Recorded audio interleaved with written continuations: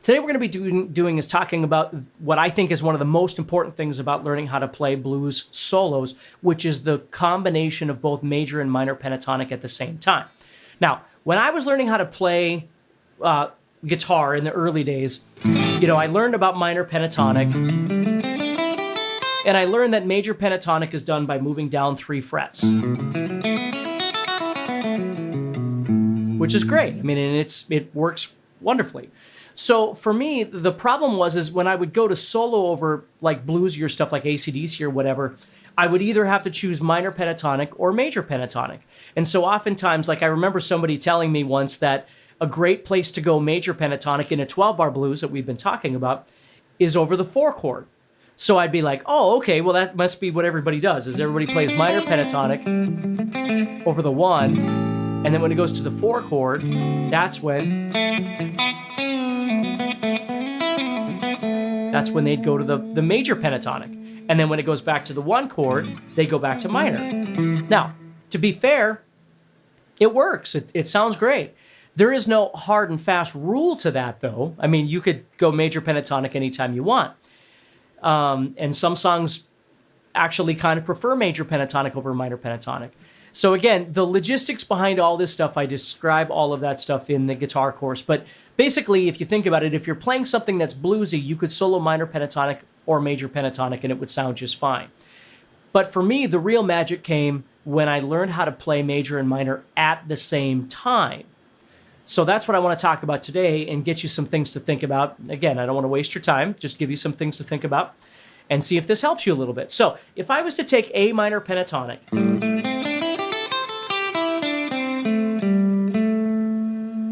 okay, what I'm going to do is I'm going to take some of these notes of minor pentatonic and I'm going to use major pentatonic instead. Now, let me show you what again, for me, major pentatonic was 3 frets down, but there is a second position here, this one right here. Now, if you can't really see these things, don't stress about it. You can watch this video as much as you need to. You can watch other videos that I have, or you can certainly look at the guitar course, which I'm going to explain all this stuff in a methodical manner so it makes sense to you. But if I took that major pentatonic, and let's look at this part right here. I have 5-7, 4-7, 4-7, 4-6, 5-7, 5-7. Well, let's just start with the first 2 strings, 5-7, 5-7. Where when I played minor pentatonic, I had 5-8, 5-8. So if I was just to take that and play half major and half minor, just that sounds very bluesy. Now, there are no right or wrong here when you're soloing. You can do all kinds of different things. So I might play this and then head out to the 8th fret of the 2nd string, which is that minor note, and add a bend or something. Okay? Or I could take all those notes and combine them together and make something even more elaborate. Now, you'll notice when I do that, though, it loses a bit of its blues luster. It becomes something else, and what it becomes is super cool, but it begins to sound a little less like blues and a little bit more like a more elaborate scale, where if I keep them separate,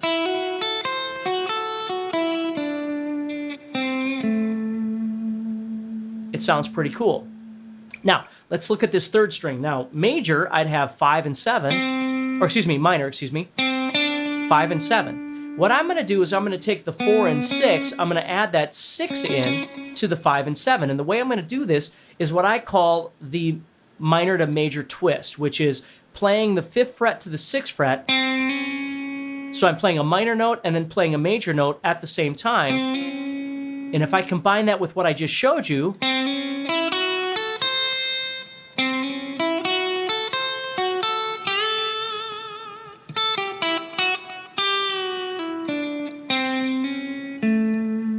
and the effectiveness there is doing the 5 to 6 as a forward motion. When you do it backwards, it doesn't sound as bluesy anymore. It almost sounds exotic. So the trick is is when you're going to play that 5 to 6, do it as a forward motion from 5 to 6. Whether you hammer it, whether you pick it is entirely up to you. And I don't have to do this note all the time. I can play 5 and 7, right? Or whatever it is that I choose to play. I'm just trying to give you kind of a palette to work from here.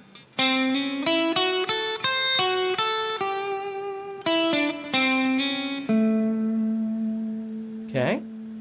Now, sometimes what I'll do is instead of playing 5 and 7 on the 4th string, I'll play 4 and 7, which is major. So now I've got 4, 7, 5, 6, 5, 7, 5, 8.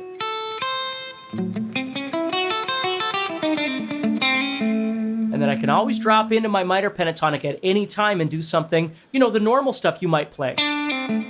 Like we talked about in yesterday's video. But then you drop into that major minor thing and all of a sudden it sounds really, really cool. So the last note I want to show you today is what we call the blue note or the blues note, okay? Which is that note right there. Now it's an ugly note on its own, but it sounds great when you use it in conjunction with the notes around it. And its octave is right there.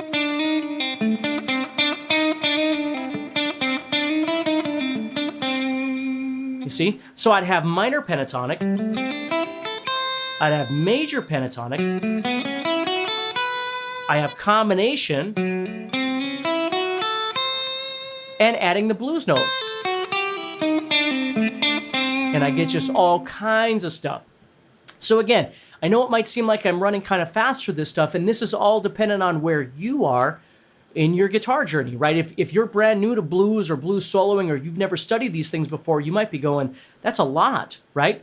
If you've done some of this before, you're going, oh, okay, well, I get it. I've seen this before, or I've done this before, or I've taught this sort of thing before, whatever your case might be.